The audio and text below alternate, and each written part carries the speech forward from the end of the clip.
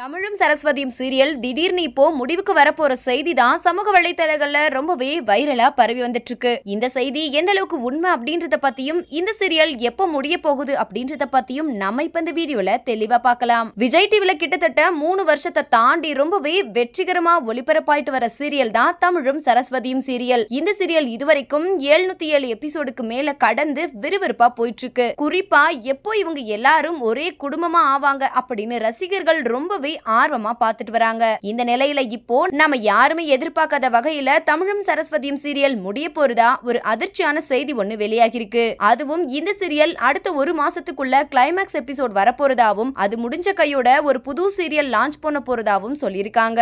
மேலும் கூடிய சீக்கிரமே இந்த தமிழும் சரஸ்வதியும் சீரியலோட கிளைமேக்ஸ் எபிசோட ரொம்பவே பிரம்மாண்டமா எடுக்க போறாங்களாம். இதனால இப்போ இந்த சீரியலோட ரசிகர்கள் ரொம்பவே சோகத்துல இருந்துட்டு இருக்காங்க.